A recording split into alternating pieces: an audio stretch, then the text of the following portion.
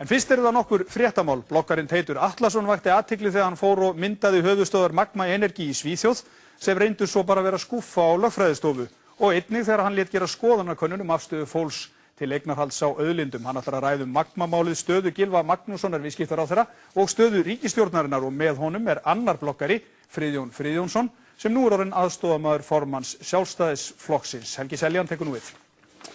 Já, velkomin báðir tveir. Já, Friðjón til hamingju með nýja starfið. Þú ert orðinn aðstoðarmaður Bjarna Benediktssonar. Já.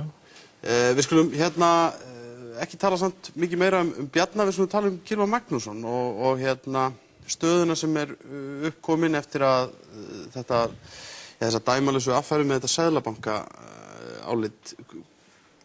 Hvað finnst þér, Friðjón, þetta? Nú segist Jóhanna styðja hann en ætlar samt að funda með honum og vill fá fullnægjandi skýringar. Heldur að hann geti gefið þær með það sem hann hefur sagt? Nei, ég held ekki út af því að það ég vann í stjórnarráðinu í 5 ár og það getur hreinlega ekki verið að ráðuneytisstjóri hafi ekki upplýst ráðherra þessi álit. Það, eins og Margrét Tryggvadóttir sagði í fréttum í dag, annarkvort hann ekki starfisinn á vaksinni eða hann að ljúga. Það ekkert flóknara. Hvað segir þú þetta, Teitur?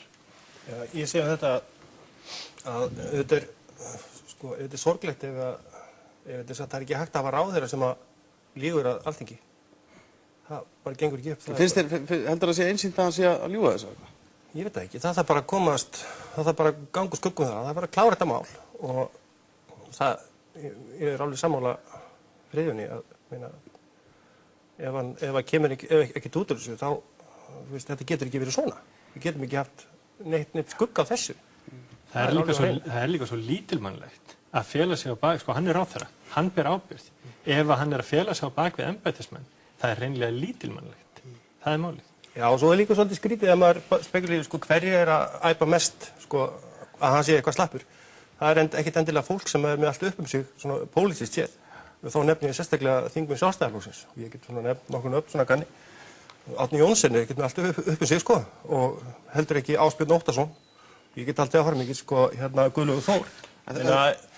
Illugi Gunnarsson, Pétur Blöndal, Tryggvi Þór Herbertsson, Ragnheiður Árnadóttir og Þorgerður Katrín. Þetta allt fólk sem raun og veru meira og minna laskað og Gylfi Þór líka. Það bara þannig. Hvað segir þetta, Friðjón? Það nú samt svolítið sérstakt að hlusta á marga sjálfstæðismenn tala það núna að Gylfi sé rúinn trausti og hann eigi að hætta út af þessu máli því að það hefur nú svo sem ekki, það nú ekki mikil hefð fyrir því að menn hafi sagt af sér og það hafa nú komið upp mál þar sem að mörgum finnst að menn hafi átt að segja af sér en þeir hafa bara svona harkað það af sér. Þetta hefur verið svona slark í smá stund en svo það komið, ekki? Ég hef ekki trúað því að Gylfi segja af sér og ég hef ekki trúað því að Jóhanna láta hann segja af sér vegna þess að þá lendir ríkisstjórnin í meiri vandræðum. Hann verulega laskaður og þetta verður ofsalega erfitt fyrir hann, en ég held ekkert en ekki. En gæti það ekki bjargað ríkisstjórninni í einhver tíma, því það verðist nú vera svona 1 mál í viku, að minnsta kosti, að hann myndi segja af sér? Myndi það ekki auka traust á þessar ríkisstjórni ef myndi, einhver þeirra myndi axla svona ábyrgð? Mögulega til skamms tíma, en líktu síðan á það sem gerist eftir á. Hver á að taka við? Hvor flokkurinn á að fá ráðherrastólinn? Eða á að fara og velja einhvern annan úr háskólanum eða ríkisstjórnin myndi bara lenda í ennþá meiri vandræðum. Það er ekkert mál að finna góðan manneski í þetta embætti.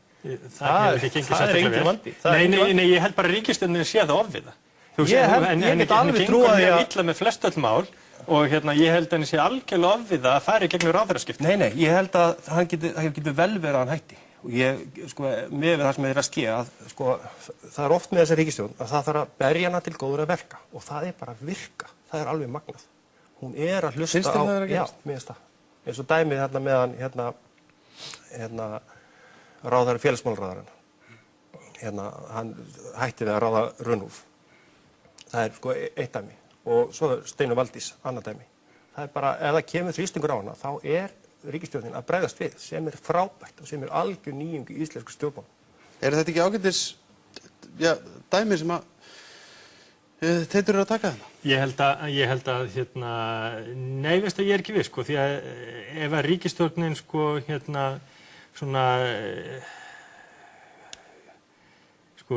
gefst upp hún setur sér ákveðin markmið og setur sér ákveðin mál og ef hún kvikar of mikið þá verður þetta þá verður þetta eins og einhver vindhani. Þá blæs úr þessar áttinni núna, blæs úr hinn áttinni hinn daginn og þau fara bara í hringi. Og það gerist ekkert. Það snýst ekki líka að endurskoða afstöðu sína í ljósi þess að það koma fram nýjar upplýsingar, til dæmis í máli Runóls, það var Árni Páll yfir alla hana, minnst að fullyrt að hann hafi ekki vitað nákvæmlega hvernig á þessu stóð, síðan komið fram einhverjar nýjar upplýsingar. En Runólfur, en svo verða menn margsaga í því máli, Runólfur segir eitt og Árni segir annað og maður veit í raun og veru ekki hvort satt. Heldur þú í alvöru að það sé eitthvað meiri háttar mál að einn ráðherra hætti og einhver annar komið staðinn? Ég held að þessi ríkisstjórn muni ekki þola hreinlega, vegna þess að skoða bara hvaðan á hann að koma. Það getur verið að það sé valinn úr þriðja áttinni. Það er til hundruð mann sem að geta verið í þessu embætti. Pólitíski raunveruleiki hvað mun ríkisstjórnin velja? Munu þeir velja Helga Hjörvar eða munu þeir velja eitthvað úr Vinstri grænum? Það skiptir engu máli. Nei, það í stærri samhengi, það skiptir ekki máli, en það sem ég bara segir, hinn pólitíski raunveruleiki þannig að ríkisstjórninni er það ofviða að takast á við þetta. Ég er alls ekki sammála. Ég held að þetta er lítið mál. Ég held að þetta sé lítið mál. Það bara, var hann sagði hann satt eða sagði hann ósatt? Ef hann sagði ósatt, þá var hann bara að fara og það kemur bara einhver annar í staðinn. Og þetta er ekkert risastórt mál. En fyrir rúmi ári síðan sagði Steingrímur ósatt á Alþingi. Þegar hann sagði að það væri ekki verið að semja MySafe og svo 4 dögum seinna kom fyrstu samningurinn. Og enginn sagði neitt þá. Ekki sagði ríkisstjórnin neitt þá. Þetta er ekki sambarlegt og það er öðruvísi, það er alltaf að gerast einhvern veginn. En við skulum ræða þessum Magma. Sigmar tók fjallaði um það í inngangnum hvernig aðkoma þín hefði verið að því máli. Þú ert með bloggsíðu á vefsvæði DV. Já. Og hefur verið að fjalla um þetta mál og þú fórst og heimsóttir þessu skrifstofu eða, já, réttar sagt, eins og Sigmar orðaði þar að þú myndaðir einhverja skúffu þarna út í Svíþjóð.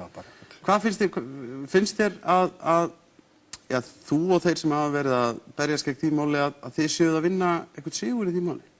Ég veit það ekki. Mér finnst þið svo vant í náðaskotið í þetta mál. Það er alltaf að koma fleiri og fleiri upplýsingar sem að gera þetta einhvern veginn meira og meira vafasamt. Og núna síðast það var bloggari AK74 eða 72, Agnar. Hann tók saman kort þar sem hann bar saman útrás Glitnis og síðan skrifstofur Magma, hver þeir eru. Og ef maður berða saman, svona eins og í bókinni Leyndardómar einherjingsins með Tinna, þá kemur ljós að þeir eru á sömu stöðunum. Það eru 4 borgir, það er eitthvað Lima í Perú, og svo einhverjum borg í Kólumbíu eða eitthvað, svona mjög dularfullt. Það er allt fullt af þessu svona mjög skrýtnum málum að koma upp, sömu nöfnin að dúkka aftur og aftur upp og þetta er bara mjög skrýtið. Og ég get sagt ykkur að þessar meintu höfuðstöður Magma, það var raun og veru skrifstofa, ég hef svona yfirfara yfir á íslenskan veruleika, þá skulle ég mynda eitthvað lögfræðiskrifstofu á annarri hæð í Síðumúla. Það var skrifstofa Magma, Energy Sweden. Þetta er skúffa og ekta annar skúffa og þetta er stofnað til þess að komast fram hjá íslenskum lögum fjárfestingu í orkugeiranum. Friðjón, hvað finnst þér um þetta? Það hefur ekkert voðalega mikið heyrst í sjálfstæðismönnum þetta utan þess að varaformaðurinn tjáði sæðis einn daginn. Já. Mér finnst varðandi það mál, varðandi þetta Magma mál, þá eru þessi atriði sem að Teitur bendir á klárlega áhugaverð og ég er alltaf hrifinn af því þegar menn nota Tinna sem lykil að öllum málum. Alveg basic. En það heitir bloggið mitt Bláu appelsínurnar. Já, tenging En það er miklu stærra spurning og stærra samhengi sem að ég held að veri áhugaverðari spurning og það er spurningin erlenda fjárfestingu og síðan er spurningin ef að Magma-díllinn dettur upp fyrir. Hvað gerist þá? Þegar eignarhaldið á HS Orku fer til Glitnis, hverjir eiga Glitni? Ef ég man rétt þá er nú þegar eignarhald á HS Orku verulegist í eigu erlendra aðila eins og gegnum Norræna fjárfestingarbankann og svo framvegis. Við verðum að fá erlend fjármagn inn til landsins, miklu frekar heldur en að taka erlend lán. Það er betri kostur allavega. og sko stærra samhengi að hvert skipti sem að erlendir aðilar sína áhuga á því að fjárfesta hérna á Íslandi þá af einhverjum orsökum brugðið fyrir það fæti með einum eða öðrum hætti. Og það finnst mér vera svolítið alvarlegra heldur en sko... Hvað ertu þá, í hvað ertu að Nei, ég meina það sem ég á við sko annarkvort koma þeir ekki, vegna þess að því pólitíska ástand ótryggt, eða þá að það stöðugt álverið í Helguvík, önnur fjárfesting sem að menn hafa svona viðrað. Það gengur bara mjög illa með það. Teitur, þurfið þið ekki líka svolítið að svara þeirri spurningu hvernig ætla menn að nýta til dæmis jarðhitann á Reykjanesi ef að menn á annar borð vilja það sko í því árferði sem nú nema þá með lántöku erlendis og það ekki hreinlega mun óhagstæðara eins og sko veist hvernig og heyrir hvernig Friðjón að lýsa þessu. Já, sko það sem maður þarf að gera, það þarf bara að bakka alveg með þetta. Þetta einhver tilskipun sem kom frá Evrópusambandinu það að við þurfum að skipta orkumarkaðnum í þrennt. Það sem sagt auðlindin sem á alltaf vera í eigu Íslendinga og það orkuverið sem má vera í eigu útlendinga og svo það línurnar, sem sagt rafmagnslínurnar og þær í núverandi kerfi í eigu íslenska ríkisins. En í þessu kerfi felst hugsanavilla vegna þess að orkan sem slík, ef maður skilur þetta tvennt af orkuna eða auðlindina og orkuverið. Auðlindin sem slík, hún hefur ekkert gildi, hún hefur ekkert peningagildi. Hún býr ekki til neina peninga. Hún hefur bara gildi í sjálfum sér, eins og Immanuel Kant sagði. En svo tökum við orkuverið. Það hefur peningagildi. Þetta úr steypu og þetta járn og þetta tæki og svona. Og þetta virkar hvorugt saman. Þetta verður að vera saman til þess að koma einhverju peningar út úr þessu. Þetta alveg svo þú myndir vera í Hamraborginni með hamar af haus og ég var í Skaftafellinu með skaftið. Þetta hefur ekkert gildi. Þetta hefur bara gildi þegar þetta saman. Fattar þau? Og þannig að þegar orkuverið komin ofan á auðlindina, þá þetta orðið að einhverju. Að skipta þessi í tvennt eða í þrennt eins og gert núna þegar línurnar þetta sér, það bara, þetta meikar ekkert engan sens. Og mér alveg saman þótt að koma frá Evrópusambandinu, ég mikil Evrópusinni. Þetta bara þetta passar ekkert inn í íslenska veruleika. En tökum aðra auðlind, fiskinn í sjónum. Leið mér klára, sko, önnur auðlind í sjónum, fiskurinn í sjónum. Hefur hún eitthvað gildi nema höfum skip? Til þess að veiða fiskinn? Ég þekki mann, hann átti einmitt þessa sameign okkar saman. Nei, byrju, leið mér klára. Sameign þjóðarinnar, hann seldi þetta, sameign þjóðarinnar, og hann á 1000 milljónir inn á banka hjá sér. Já, við erum ekki að tala um það. 1000 milljónir. Ég hitt hann í fyrra þennan dreng. Það sem ég að segja það. Þetta var sameiginlegu auðlind okkar allra. Teitur, það sem ég að segja það, að það ekki, sko, orkuverið, það bara atvinnutæki.